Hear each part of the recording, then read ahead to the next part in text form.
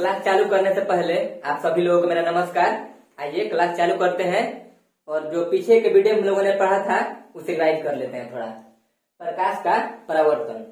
प्रकाश के परावर्तन हम लोगों ने पढ़ा था कि जो प्रकाश के परावर्तन का नियम था कि प्रकाश की आपतित किरण किसी परावर्तक सतह से टकराकर उसी माध्यम में लौट जाए तो उसे हम लोग प्रकाश का परावर्तन कहते हैं। तो ये आप लोगों का हो गया सतह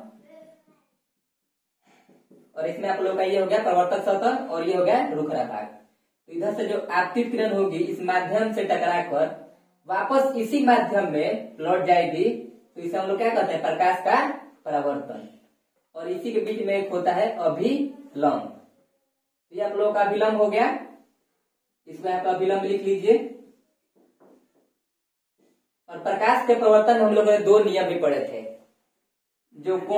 जो आपतन कोण होता है थीटा परावर्तन कोण के बराबर होता है। आपतन कोण आई परावर्तन कोण आर के बराबर होता है। और एक दूसरा नियम हम लोगों ने पढ़ा था, आपतित किरण, परावर्तित किरण और अभिलंब तीनों एक ही तल में होता है। तो ये तो हो गई कल की बातें। और आज हम लोग अब चालू करते हैं दर्पण। तो चलिए हम लोग को दर्पण को चालू करते हैं, इसे हम मिटा देते हैं। मुझे आशा है कि आप लोग इस बात को समझ गए होंगे। अगर नहीं समझे होंगे तो पूरा बात समझना होगा तो आप लोग पीछे वाले वीडियो जरूर देखिएगा, उसमें मैंने इसे पूरा अच्छी तरह से बताया है। आइए हम लोग पढ़ते हैं दर्पण।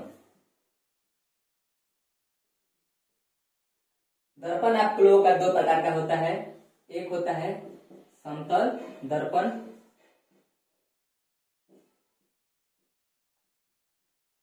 जिसे इंग्लिश में बोलते हैं प्लेन मिरर। और एक आप लोगों का होता है गोलीय दर्पण।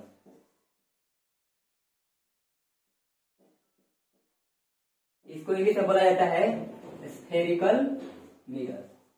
Spherical mirror. अब यहाँ पर आप लोगों का गोलीय दर्पण भी दो प्रकार का होता है। इसमें हम लोगों को पढ़ेंगे पहला उत्तल दर्पण, जिसको इंग्लिश में बोलते हैं कॉन्वेक्स मिरर। और दूसरा पढ़ेंगे हम लोग अवतल दर्पण,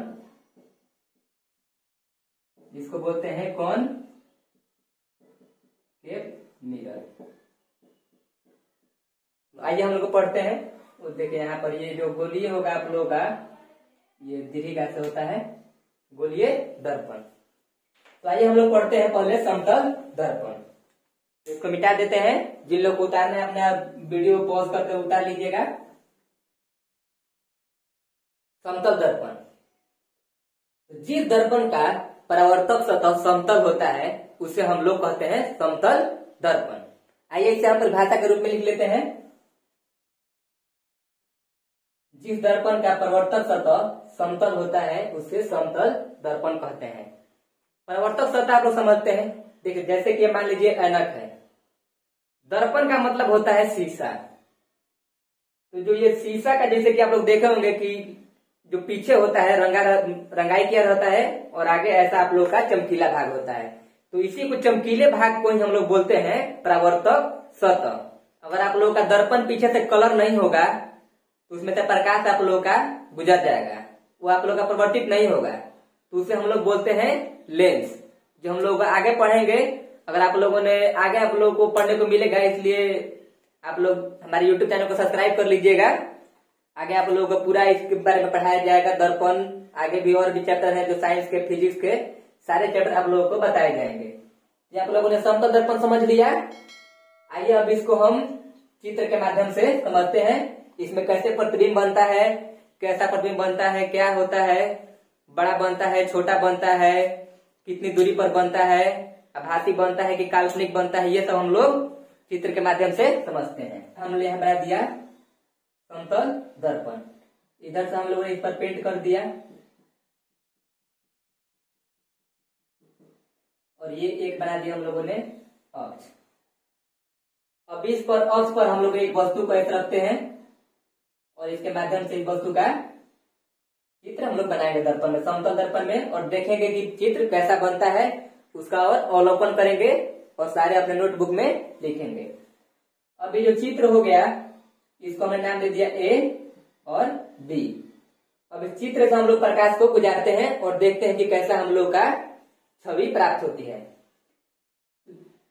जो इसका ऊपरी सिरा है यहाँ से हम लोग प्रकाश को गुजारते हैं, जब यहाँ से हम लोग प्रकाश को गुजारेंगे समतल दर्पण में सीधा जाएगा, तो आप लोगों को प्रकाश के परिवर्तन का नियम पढ़ाया गया है। तो आप लोगों को बताया गया है कि आपतित किरण जितने डिग्री के कोण पर जाती है उतने ही डिग्री पर परावर्तित किरण वापस चल जाती है। तो यहाँ पर देखिए आपतित किरण जैसे जा रही है, मान लीजिए कि 0 डिग्री कोण पर, वैसे ही वापस आ जाएगी। तो इस लाइन से हम लोगों को चित्र नहीं प्राप्त हो पाएगा। तो इसलिए हम लोग एक और यहाँ से चित्र बनाने के लिए प्रकाश गुजारेंगे, यहाँ से गुजारेंगे और इसके बिल्कुल यहाँ पर केंद्र मिलाएंगे। तो ये आप लोगों की हो गई आपतित किरण, और ये जब ये सतह से टकराएगी तो परावर्तित किरण उतने ही डिग्री पर परिवर्तित हो जाएगी।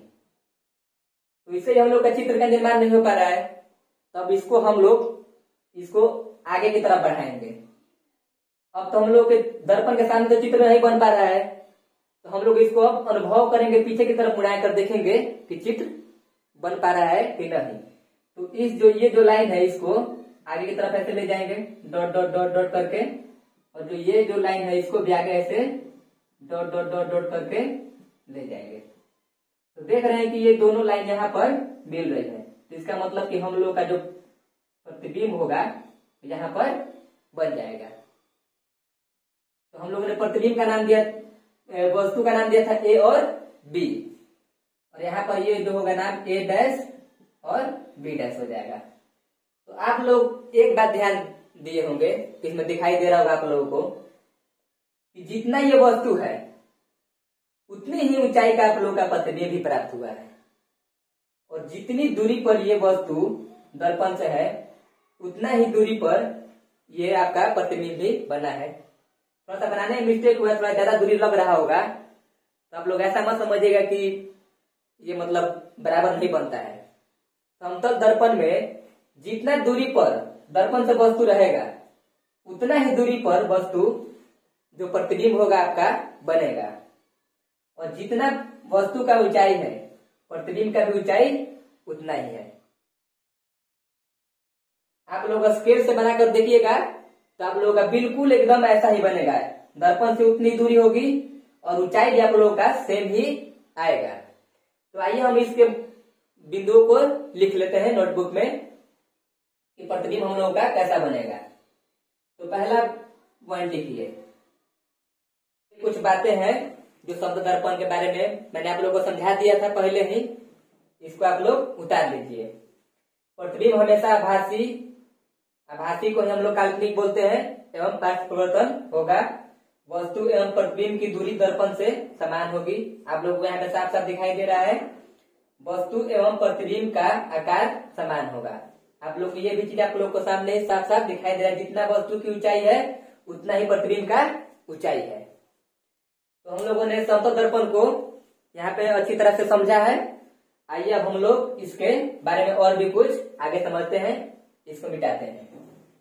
तो आइए हम लोग समतल दर्पण में कुछ महत्वपूर्ण बिंदुओं को देखते हैं जो कि परीक्षा में बार बार पूछे जाते हैं। तो आप लोग यहाँ पे समतल दर्पण का कुछ महत्वपूर्ण बिंदु लिख लीजिए।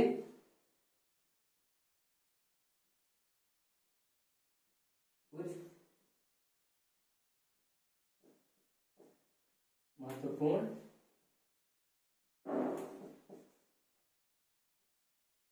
बिंदु हम लोग देखते हैं, इससे परीक्षा में बार बार प्रश्न पूछे जाते हैं और आगे भी पूछे जाएंगे। ये देखिए, ये हो गया आप लोगों का समतल दर्पण। आप लोगों ने पढ़ा है कि समतल दर्पण में जो आपतित किरण होती है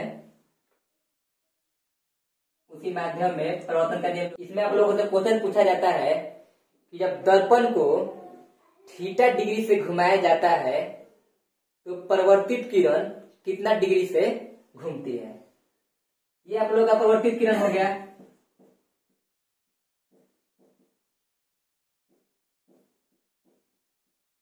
और ये आप लोगों का हो गया आपतित किरण।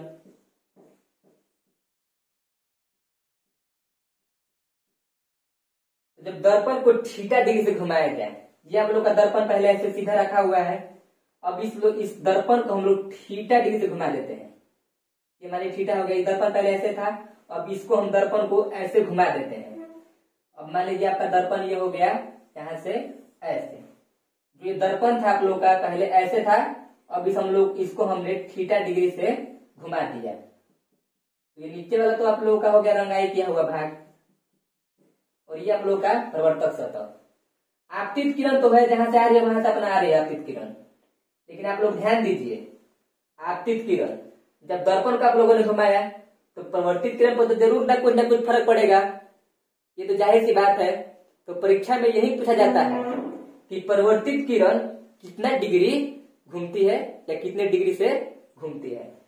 जब हम लोग दर्पण को थीटा डिग्री से घुमाएंगे तो जब आप लोगों की परिवर्तित किरण होगी वो 2 थीटा डिग्री से घूमेगी। ध्यान दीजिएगा, आप लोगों की पहले ये यहां से जाती थी, जब आप लोग का दर्पण ये था, जब हमने दर्पण को थीटा डिग्री से घुमा दिया तो आप लोग की परिवर्तित किरण भी यहां से ऐसे हो जाएगी, तो ये 2 थीटा डिग्री से घूम जाएगी।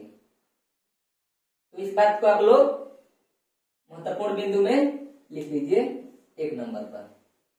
जब दर्पण को थीटा डिग्री से घुमाया जाएगा तो परावर्तित किरण 2 थीटा डिग्री से घूम जाएगी। तो ये आप लोगों का पहला पॉइंट मैंने यहाँ पे लिख दिया है, आप लोग उतार लीजिएगा। आइए अब दूसरा पॉइंट समझते हैं।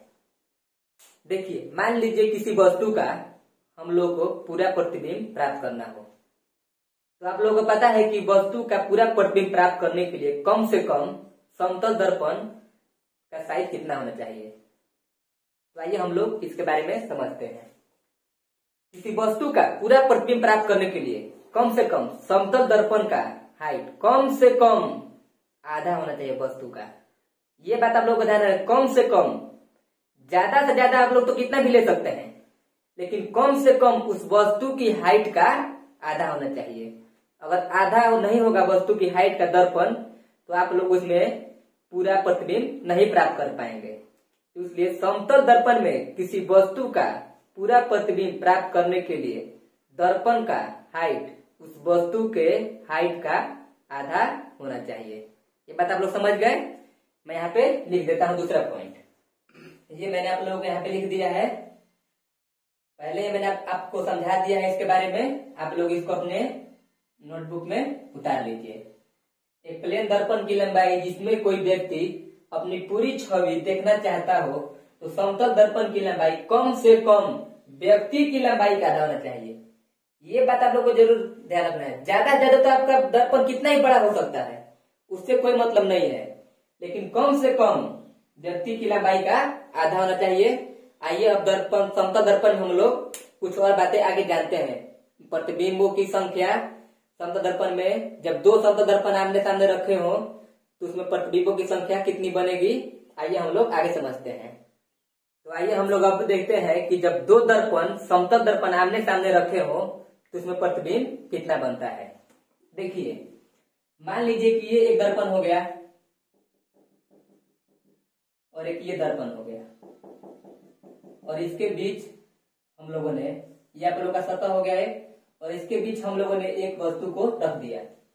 मान लीजिए ये कोई ऑब्जेक्ट हो गया, इसके बीच हम लोगों ने एक वस्तु को रख दिया, तो जो इसमें प्रतिबिंबों का निर्माण होगा वो अनंत होगा।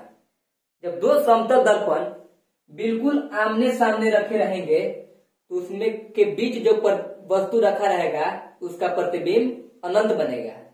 लेकिन जब दर्पण कुछ कोण पर रखे रहेंगे, मान लीजिए 60 डिग्री, 30 डिग्री, 50 डिग्री, 90 डिग्री, कुछ कोण पर रखे रहेंगे तो उसमें प्रतिबिंब का जो निर्माण होता है उसके लिए सूत्र होता है, वो मैं आप लोगों को लिखवाऊंगा।